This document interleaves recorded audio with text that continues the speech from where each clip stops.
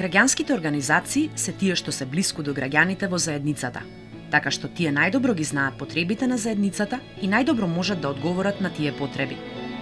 Ова беше заклучокот на Санела Шкриелј, шефица на кабинетот на Министерката за труд и социјална политика, која беше дел од тематскиот форум посветен на соработката меѓу владата и граѓанските организации, а организиран од Цивика Мобилитас. Таа нагласи дека е неопходно да се подобри соработката и комуникацијата, како и поддршката што доаѓа од државните ресурси во правец на граѓанските организации. Ние веќе направивме некој чекор на напредување на соработката, значи конкретно ги задолживме сите сектори задолжително при креирањето на апсолутно сите политики и програми да соработуваат и да отвараат консултативен процес со сите граѓански организации што ќе покажат интерес. Понатаму веќе започнавме со поддршка, конкретна финансиска поддршка на граѓански организации кои што нудат услуги за заштита од семејно насилство. Во планираниот буџет за 2018 година, тој износ предвиден за финансиска поддршка на граѓански организации е повеќе пати зголемен.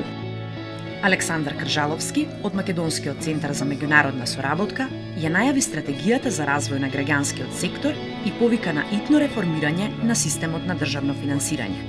Допрва треба да се види како ќе биде финансиската поддршка, бидејќи тоа треба да се трансформира, односно да не се зависи граѓанскиот сектор од странски донации, туку од државното буџетско финансирање.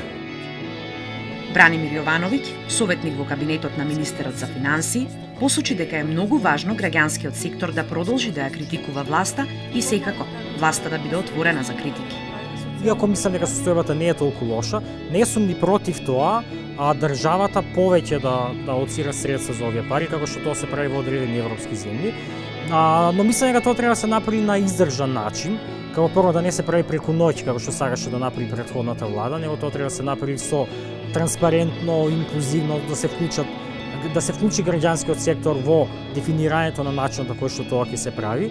Трајан Димковски, шеф на кабинетот на министерот за земјоделство, шумарство и водостопанство, истакна дека иако 20 години ангажиран во невладиниот сектор, политиката го избрала него, не тој неа.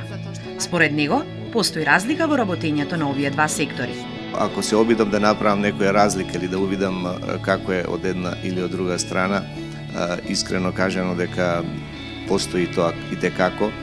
Она што ние ја имаме слободата кога ќе седнеме од идеја да развиеме, да направиме проект со сите активности и на крај имплементацијата од каде што може и да извлечеме дали сме каде сгрешиле или не, да носиме некои наши учени лекции, како ги викаат. Ваму се соочуваме искрено со една, слободно може да кажам, бирократија во која што тешко се придвижува.